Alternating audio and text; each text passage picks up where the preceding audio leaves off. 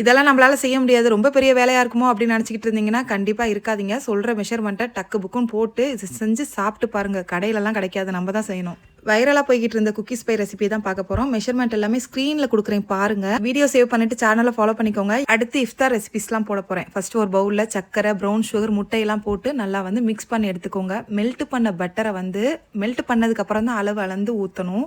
அதுக்கப்புறமாட்டிக்கு vanilla essence, மாவு எல்லாத்தையும் போட்டு ரொம்ப மிக்ஸ் பண்ணாமல் இந்த அளவுக்கு மிக்ஸ் பண்ணிக்கோங்க. அடுத்து சாக்லேட்டை கலந்து விட்டுட்டு இப்போ பேக்கிங் ட்ரேயில் கீழே பட்டர் ஷீட்டை வந்து போட்டுட்டு அதுக்கப்புறமா ஃபஸ்ட்டு ஒரு லேயரை வந்து உள்ளே தூக்கி வச்சிடலாம்.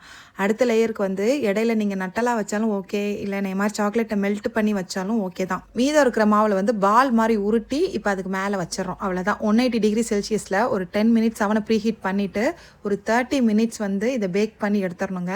குக்கருமே அப்படி தான் நீங்கள் பண்ணணும்.